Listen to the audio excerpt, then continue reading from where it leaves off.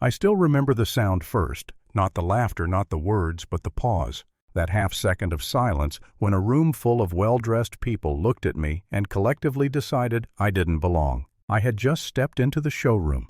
Polished stone floors, glass walls, the smell of leather and expensive coffee.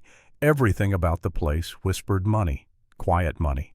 The kind that doesn't explain itself. And then a voice cut through it. "Sir, the service entrance is around the back." Not loud, not angry, just confident like a fact. I stopped walking. Didn't turn around right away. My boots left faint dirt marks on the floor and I knew someone behind me noticed. I could feel eyes on my back. Curious, amused, some annoyed. I turned slowly. The man who spoke was smiling, already half looking past me like the interaction was over before it started. His suit fit perfectly. His hair didn't move. He had that posture people get when they've never been told no in places like this. "I'm actually here to buy a jet," I said. Just that. No edge, no explanation. For a moment his smile froze. Then it broke into a laugh, sharp, practiced, meant for an audience. A few others joined in.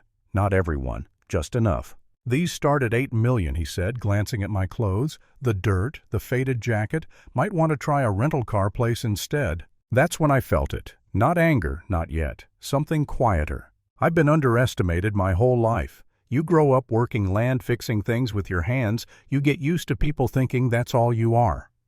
I didn't dress up that morning because I wasn't playing a role. I had come straight from checking a site. Soil still under my nails. Head still in work mode. But this wasn't confusion. This was comfort. He was comfortable talking to me like that because he thought there would be no consequence. I could have ended it right there. Pulled out my phone, made a call, shown numbers, names, proof. But I didn't. Instead, I looked around the room. I watched who leaned in, who looked away, who stayed silent. That tells you everything. I walked deeper into the showroom, slowly, calmly, like I had every right to be there because I did.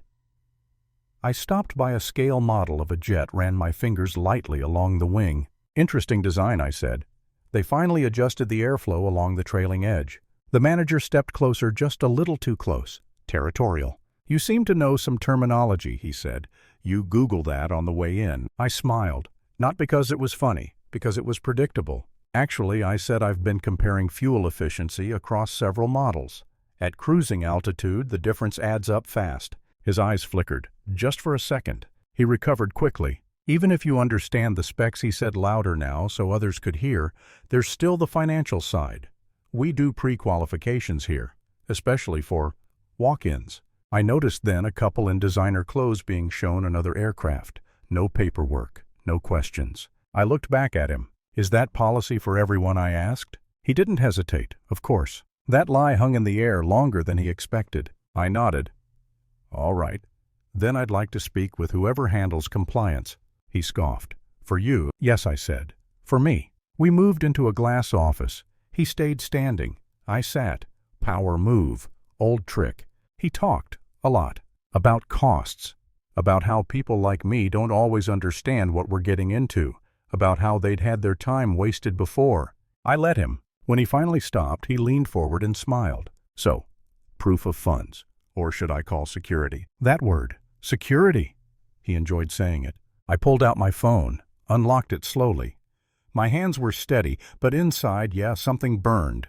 Not because he insulted me, because he thought humiliation was harmless. Before I could show anything, my phone rang. I glanced at the screen, then back at him. "Excuse me," I said, "I need to take this." He rolled his eyes, loudly. Outside the office, I kept my voice low, calm, professional. The call wasn't about jets, it was about work, real work policy timelines, people, depending on decisions. When I hung up, something in me shifted. I wasn't here to prove anything. I was here to see who they were when they thought no one important was watching. When I came back in, I asked again politely for compliance. This time a woman came, older, sharp eyes. She looked at my screen for less than 10 seconds. Her posture changed. She leaned toward the manager and whispered something. I watched his face drain. He took the device from her, stared, swallowed. Then the transformation happened. "Oh, Mr. Suddenly my name mattered. Suddenly I mattered. "Why didn't you say so earlier?" he asked, warmth flooding his voice like it had been waiting backstage. I looked at him. I did. That's when the room started paying attention. He walked me back out, now half a step behind, over-explaining, over-smiling, calling me sir every other sentence. It was almost worse, because now I knew respect was available the whole time. It just had conditions. We were standing near the aircraft when someone else noticed me, a woman I knew from another world. Different meetings, different rooms. She smiled, genuinely surprised. "I didn't expect to see you here," she said. We shook hands, talked shop, briefly, naturally. I could feel the manager shrinking beside us, trying to piece together a version of me that didn't fit his first impression. When she walked away, I turned to him. "You never asked what I do," I said. Not accusing, just stating it. He opened his mouth, closed it. "I'm not upset," I continued. "I just pay attention." That's when my phone rang again. This time he saw the name. He didn't need to hear the conversation. By the end of it, the power in the room had shifted completely, not because I took it, but because he gave it up without realizing. I didn't yell, didn't threaten, didn't celebrate. I thanked him for his time, and I walked out. The doors closed behind me. The noise faded. Outside, the air felt cleaner, honest.